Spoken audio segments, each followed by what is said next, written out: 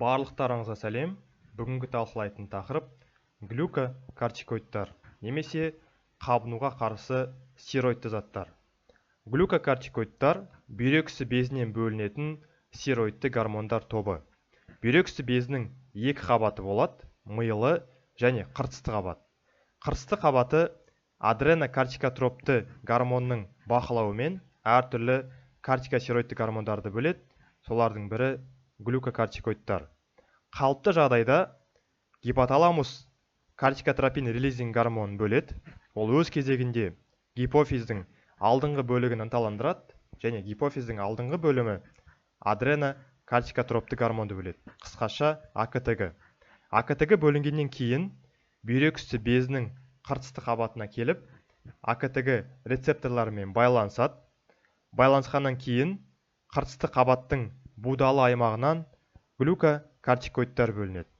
Глюкокортикоидтар қабынуға қарсы әсер етеді және май, көмірсу, ақуыз метаболизмін реттеуге қатысады.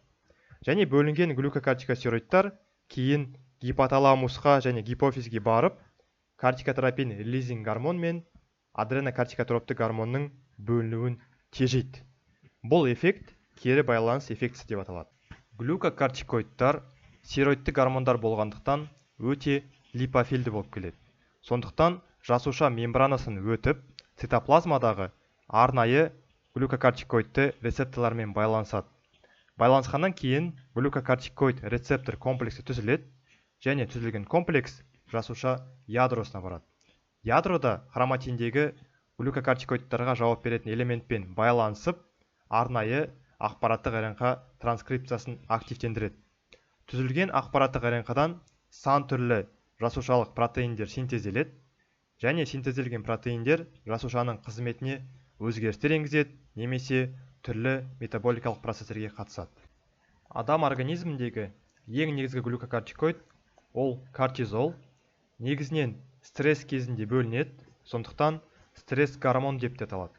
Кортизол организмнің иммундық жауабын және жасушалық зат алмасуды реттеуге қатысады. Мысалы, кортизол глюконеогенезді күшейтеді.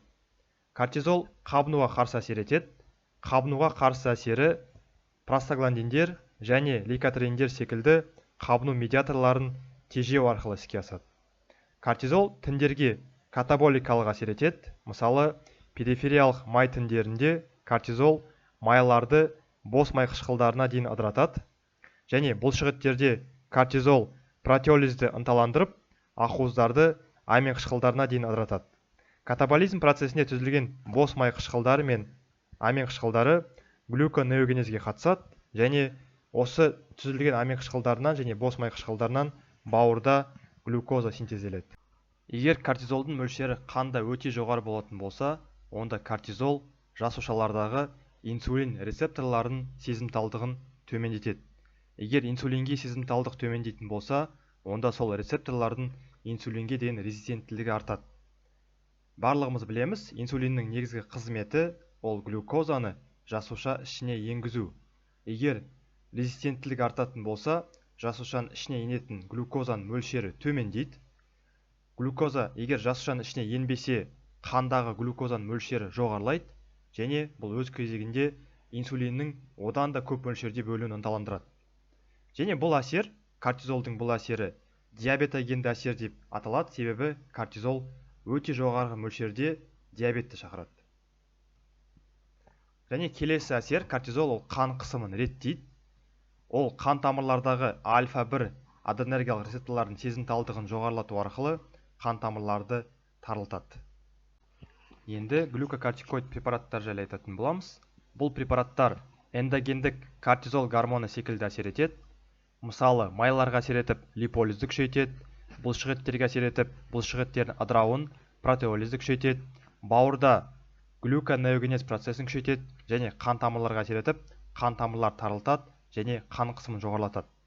Бұдан бөлек препараттардың қосымша әсерлері бар. Олар мысалы қандағы нейтрофильдердің мөлшерін жоғарылатады. Глюкокортикоидтар нейтрофильдердің қан тамырлардағы эндотелий жасушаларына жабысатын ақуыздар түзілуін төмендетеді. Соның нәтижесінде нейтрофильдер эндотелий жасушаларынан ажырап және қан айналымға түседі.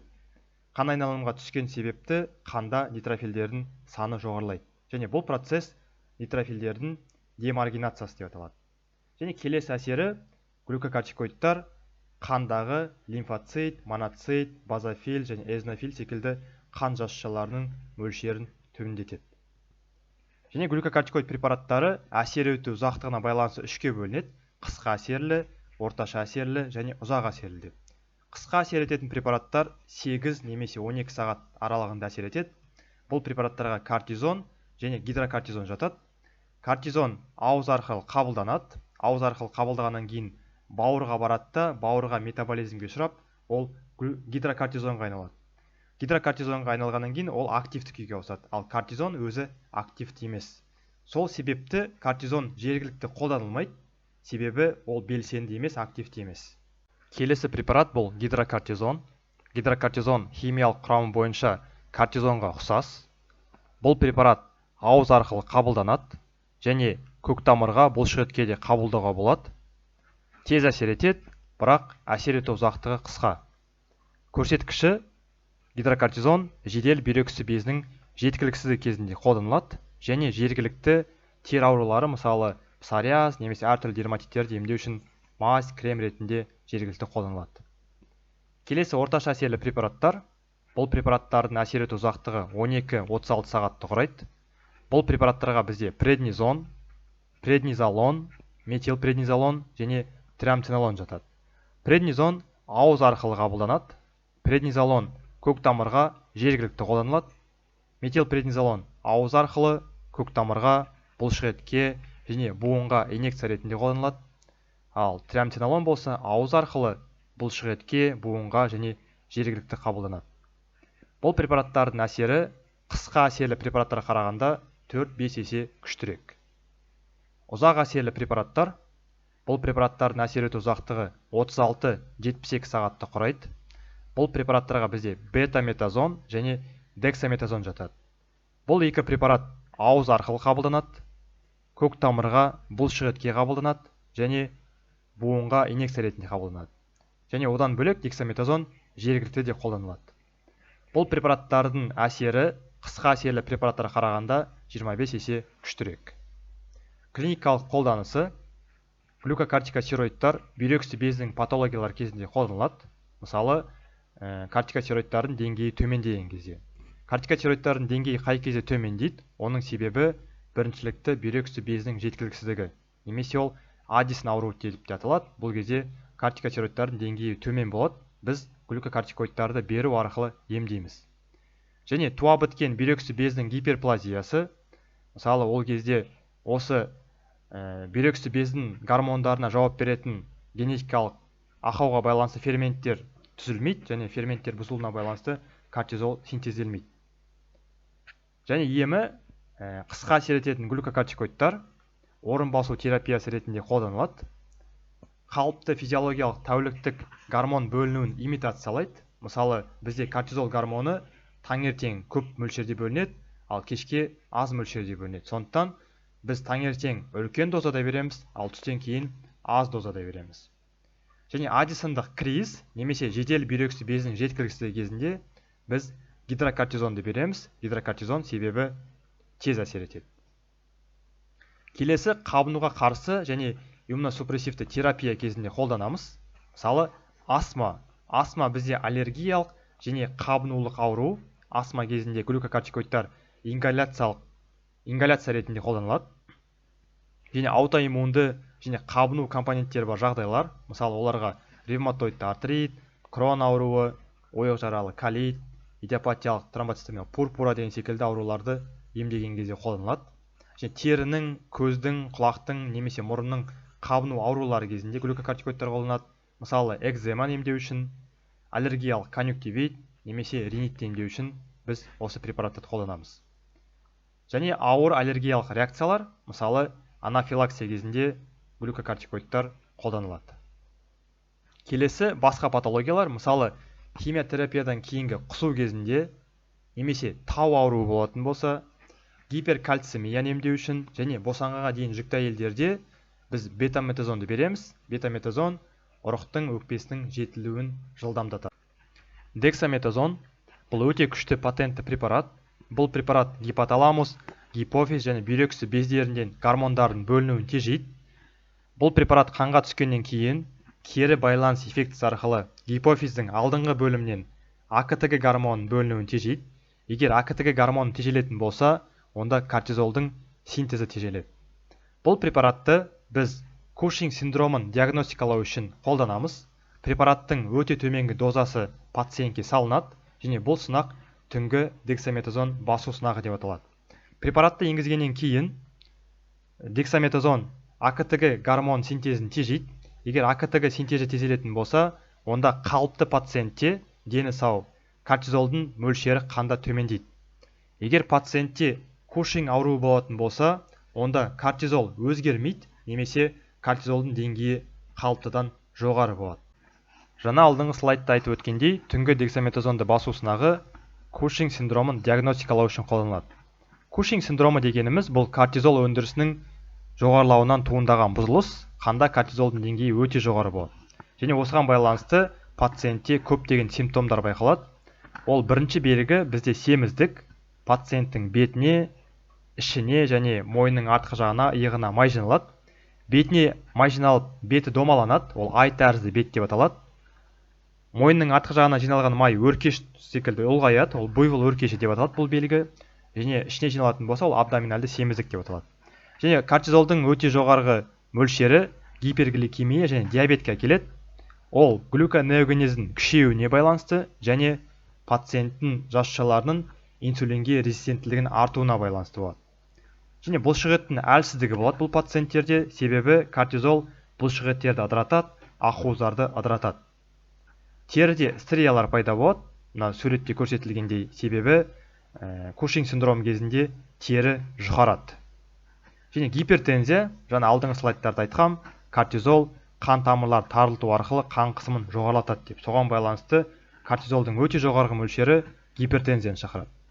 Және остеопороз, себебі сүйек тіндері жұқарады, сүйекте ыдырайды да, сүйектің бұл протеиндері глюконеогенез арқылы глюкозаға айналады. Және Кушинг синдромымен ауыратын пациенттерде бактериялық және саңырауқұлақты инфекциялардың қаупі жоғарылайды. Жаңа мәселелері: ұзақ уақыт бойы егер пациент осы препараттарды қолданатын болса, онда жаңа мәселелердің кездесу жиілігі жоғарылайды. Барлық жаңа мәселелер Кушинг синдромына ұқсас. Негізі ятрогенді Кушинг синдромы деп аталады. Ятрогенді дегеніміз, біз препаратты беру арқылы осы синдромды шақырамыз. Бұл кәдімгі Кушингке қарағанда жиі кездеседі. Себебі глюкокортикостероидтар бұлар өте жиі қолданатын препараттар, мысалы артрит немесе астма секілді көп кездесетін ауруларды емдеген кезде глюкокортикоидтар өте көп қолданылады, және осы пациенттерде ятрогенді Кушинг синдромы кездесуі мүмкін. Сұйықтық пен электролиттердің бұзылысын шақырады. Келесі жаңа мәселе: бұл сұйықтықтың ағзада жиналуы, ұсталуы, соған байланысты гипертензия және гипокалемияны шақырады. Эндокриндік бұзылыстар шақырады, мысалы гипергликемия және диабет. Және гипофизде бүйрек үсті гормондарын тежейді, мысалы гипофизде АКТГ-ның бөлінуін тежейді, бүйрек үсті гормондарын кортизолдың бөлінуін тежейді. Соған байланысты егер бүйрек үсті безі гормон бөлмейтін болса, қыртысты қабаты, онда бүйрек үсті қыртысты қабатының атрофиясын шақырады. Және инфекцияға деген қауіп жоғарылайды, және жараның жазылуының бұзылысы байқалады. Мысалы, егер пациент бір жерін жаралап алатын болса, ол жаралап алған жер ұзақ уақыт бойы жазылмайды. Келесі жаңа мәселе ол тірек қимыл аппараттарына әсер етеді. Мысалы, пациенттерде миопатия шақырады. Миопатия шақыру себебі ол бұлшықеттер ыдырап, бұлшықеттер әлсізденеді, ақуыздар ыдырайды. Және сан, иық, сүйегі басының аваскулярлы некрозын шақырады. Және остеопороз немесе патологиялық қысылулардың санын жоғарылатады, себебі глюкокортикостероидтар остеобласттардың белсенділігін төмендетеді, остеокласттардың белсенділігін жоғарылатады. Соған байланысты сүйектің ыдырауы жоғарылайды және сүйектер жұқарады. Келесі жаңа мәселелер ол психикалық бұзылыстар. Глюкокортикостероидтар депрессия, ұйқысыздық, психоз және көңіл күйдің тұрақсыздығын шақырады. Асқазанда асқазан ойық жарасын және көзде катаракта шақырады. Егер бала кезде глюкокортикостероидтар мен ем қабылдайтын болса, онда балаларда бойдың өсуін тежейді. Осымен лекция аяқталды. Назарларыңызға рахмет.